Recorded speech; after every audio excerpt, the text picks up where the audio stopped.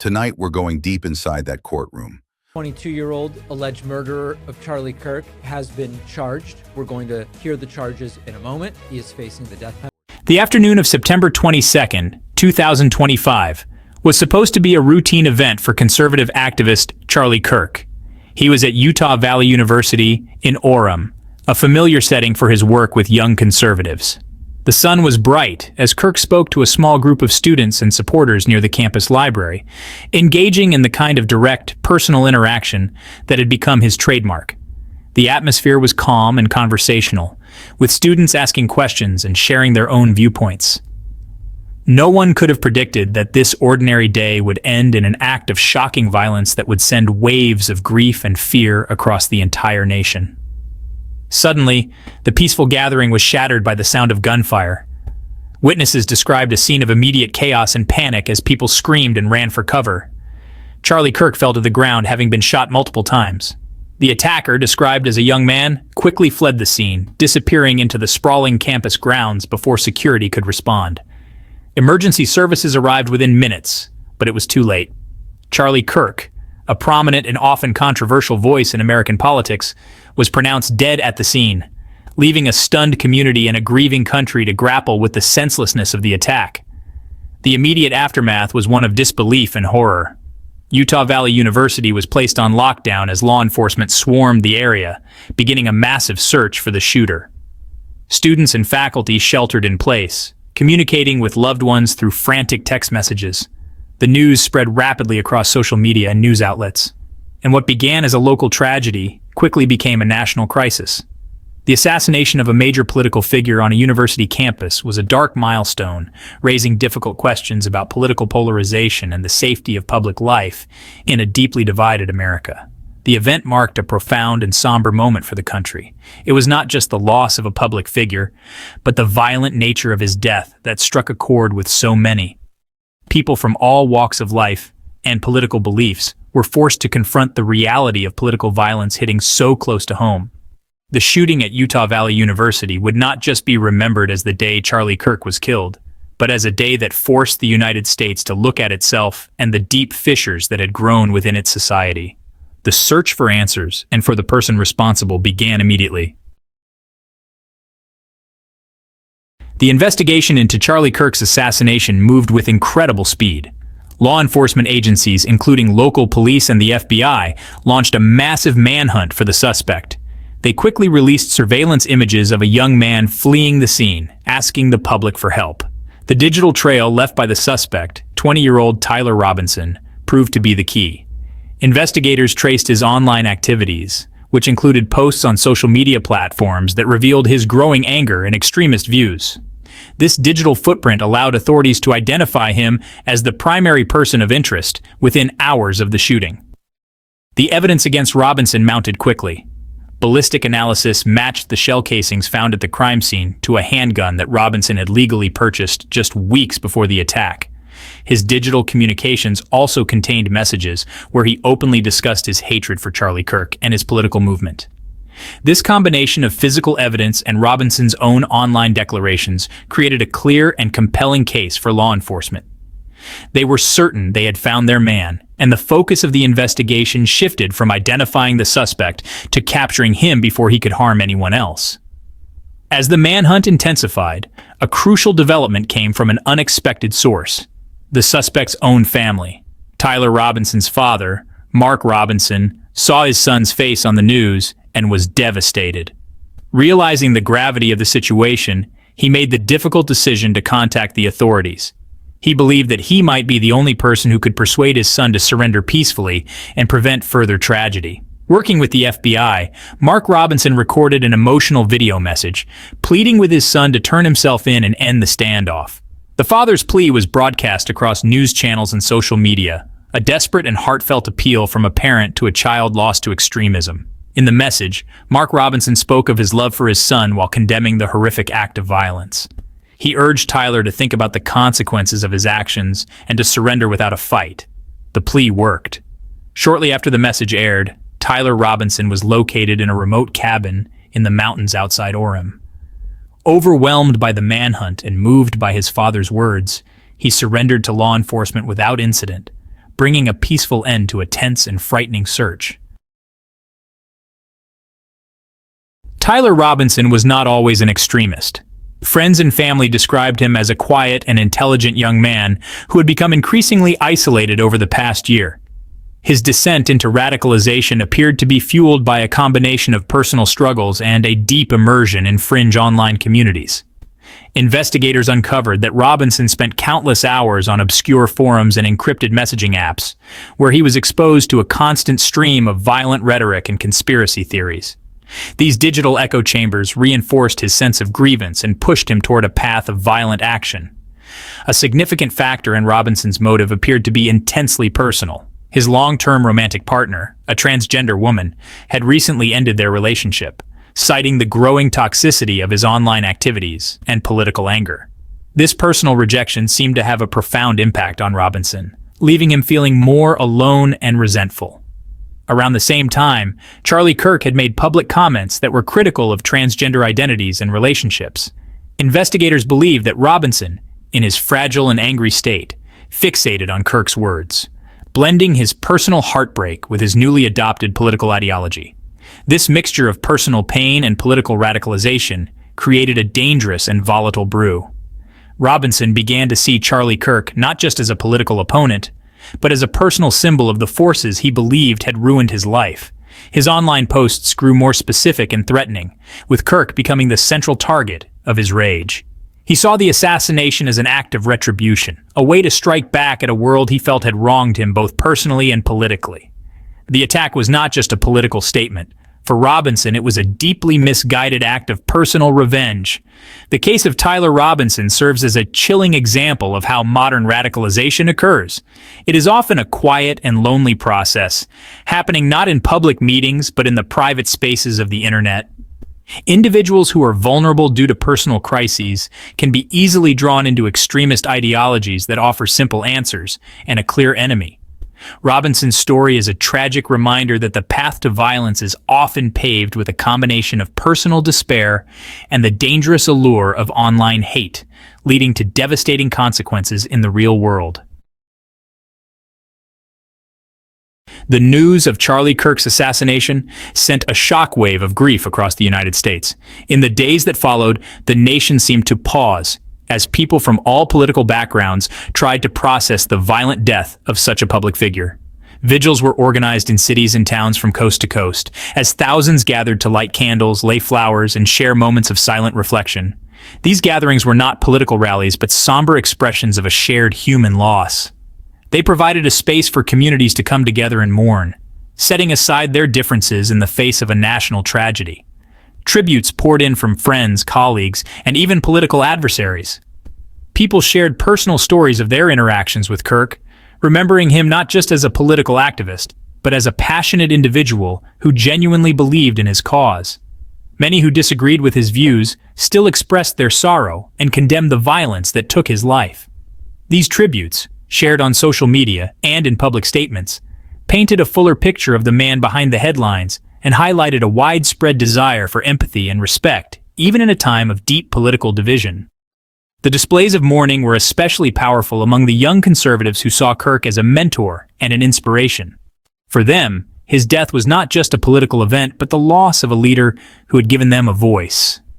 Many traveled to Orem, Utah to pay their respects, leaving heartfelt notes and mementos at a makeshift memorial on the university campus. This outpouring of grief from a younger generation demonstrated the profound impact Kirk had on his followers and underscored the deep sense of loss within his movement. The national period of mourning served as a rare moment of shared sentiment in a deeply fractured country. For a brief time, the constant noise of political debate quieted, replaced by a collective sense of sorrow. Flags were flown at half-staff, and news coverage focused on Kirk's life and the impact of his death. This shared experience of grief, however temporary, reminded many Americans of their common humanity and the fragility of peace, prompting a nationwide conversation about the kind of country they wanted to be. The initial shock of Charlie Kirk's assassination quickly gave way to a deeply divided political reaction. While many leaders from both parties joined in calls for unity and a toning down of harsh rhetoric, Others used the tragedy to intensify their attacks on political opponents.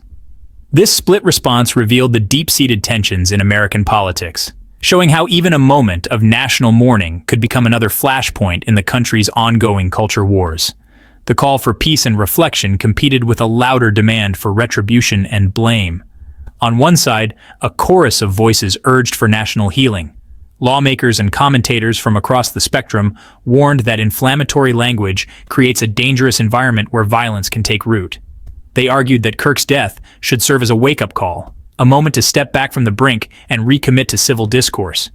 These calls for unity were echoed in community vigils and interfaith services, where citizens gathered to reject political violence and find common ground in their shared grief. The hope was that this tragedy could be a catalyst for positive change. However, a more confrontational narrative also took hold, particularly among some of Kirk's political allies. Figures like former President Donald Trump immediately blamed radical left lunatics for the attack, framing it as an inevitable consequence of progressive ideology. This rhetoric of blame was amplified by conservative media outlets and online influencers, who called for a strong and aggressive response against their political enemies. They portrayed Kirk as a martyr in a war for the soul of the nation, and his death as a reason to fight harder, not to seek peace. This division highlighted a fundamental disagreement on how to move forward. One path offered reconciliation and a reduction in political hostility, while the other proposed an escalation of the conflict. The debate was not just about how to remember Charlie Kirk, but about the future direction of the country's political culture. As the nation mourned, it was also grappling with a profound question. Would this terrible event bring people together, or would it drive them even further apart? The answer remained uncertain, reflecting the fragile state of American democracy. In the hours and days following the assassination, a flood of disinformation and conspiracy theories inundated the internet, complicating both the investigation and the public's understanding of the event. False rumors about the shooter's identity, motives, and affiliations spread like wildfire across social media platforms. Utah's governor issued a public warning, urging citizens to be cautious of foreign bots and other malicious actors who were intentionally spreading lies to sow chaos and distrust. This official plea highlighted the modern challenge of navigating a crisis in an era of weaponized information. This wave of disinformation created significant problems for law enforcement. Investigators had to spend precious time and resources sifting through false tips and debunking baseless theories that were gaining traction online. The spread of inaccurate information threatened to derail the investigation by sending police on wild goose chases and muddying the waters of an already complex case. The public was urged to rely only on official sources for updates, but in the fast-paced world of social media, rumors often traveled faster than facts, creating a confusing and anxious information environment. The online debate also grew increasingly toxic. Arguments erupted over what constituted acceptable speech in the wake of the tragedy. When late-night host Jimmy Kimmel was briefly suspended from a social media platform for making jokes about Kirk's death, it ignited a firestorm of controversy. His critics demanded consequences, arguing that mocking a murder victim was beyond the pale. His defenders, however, framed it as an issue of free speech. This incident became a focal point for the broader, angrier debate about civility, accountability, and the limits of expression online. The situation demonstrated how social media can act as both a tool for connection and a catalyst for division. While many used these platforms to share condolences and organize vigils, others used them to spread hate, mock the deceased, and escalate political tensions. The aftermath of Kirk's death became a case study in the challenges of content moderation and the struggle to maintain a semblance of civil discourse in a digital world where outrage often drowns out reason. It left society grappling with how to handle harmful speech without infringing on fundamental freedoms. Charlie Kirk's death left a significant void in the conservative movement, but it also ignited a powerful resolve among his followers to ensure his work would continue. Turning Point USA, the organization he founded and built into a formidable force in youth politics, became the focal point of this effort. Prominent Republican leaders and donors quickly pledged their support, vowing that Kirk's mission to organize and energize young conservatives would not end with his death. Instead of collapsing, the movement seemed to gain a renewed sense of purpose, galvanized by the loss of its charismatic leader. In a move that provided stability and inspired confidence, Charlie's widow, Erica Kirk, announced that she would step into a leadership role at Turning Point USA. Her decision was seen as a crucial step in guiding the organization through its most challenging period. Having been by her husband's side throughout his journey, she was uniquely positioned to carry his vision forward. Her presence at the helm offered a sense of continuity for the thousands of young members who looked to the organization for direction, ensuring that the movement would not falter in the wake of the tragedy. For many of his supporters, Charlie Kirk was now viewed as a martyr for the conservative cause. His assassination was not seen as a defeat, but as a call to action. Young conservatives across the country reported feeling a deeper commitment to their beliefs, inspired to become more politically active in his memory. This surge of engagement suggested that Kirk's influence would not only endure but potentially grow, as his legacy became a powerful rallying cry for a new generation of activists determined to stand up for the principles he championed. The future of Turning Point USA under Erica Kirk's leadership is now focused on building upon the foundation her husband laid. The organization has pledged to expand its campus chapters, increase its online presence, and continue to host large-scale events that bring young conservatives together. The tragedy has transformed the group's mission from one of political persuasion to one of profound conviction. The determination to continue Charlie Kirk's work ensures that his legacy will be defined not by the tragic circumstances of his death, but by the ongoing impact of the movement he created. In a moment of profound national grief and rising political anger, Erica Kirk offered a message that stood in powerful contrast to the calls for revenge. Speaking at her husband's memorial service, she drew upon her and Charlie's deep Christian faith to deliver an extraordinary plea for forgiveness. With poise and grace, she urged a divided nation to reject the cycle of hatred and retribution. She asked for prayers not only for her family, but also for the family of the man who had taken her husband's life, showing a capacity for compassion that moved many to tears. Her message was clear and unwavering. Responding to violence with more anger would only dishonor her husband's memory. Instead, she called on people to embrace the values of love, grace, and understanding. Principles, she said, were at the core of Charlie's beliefs. She spoke of forgiveness not as a sign of weakness, but as an act of profound strength necessary to heal the wounds that divided the country. Her words resonated deeply with a public exhausted by political hostility, offering a path toward reconciliation instead of further conflict. Erica Kirk's call for forgiveness provided a powerful counter-narrative to the more aggressive and punitive rhetoric that had emerged from some political corners. While some leaders were blaming their opponents and demanding retribution, she was advocating for a higher road. Her speech was widely shared and praised across the political spectrum, with many seeing her as a moral compass in a time of crisis. She became an unexpected and compelling voice for peace, challenging the nation to choose healing over hate. By stepping into the public eye with a message of hope, Erica Kirk has begun to shape her husband's legacy in a profound way. Her leadership during this unimaginable time has shown that even in the face of terrible loss, it is possible to advocate for a better, more compassionate world. Her call to forgive, not to forget, has become a central theme in the national conversation about the assassination, reminding everyone that the most powerful response to hate is not more hate, but a stubborn and resilient love.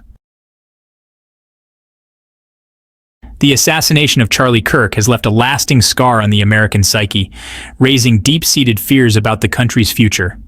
Public anxiety has surged, with recent polls indicating a sharp drop in optimism, especially among those who feel their political values are under attack. The sense that political violence is no longer a distant threat, but a present danger, has become widespread. This palpable unease has left many Americans questioning the stability of their democracy and worrying about what other acts of violence might lie ahead in such a polarized environment. The tragedy has forced a difficult but necessary national conversation about the climate of political discourse.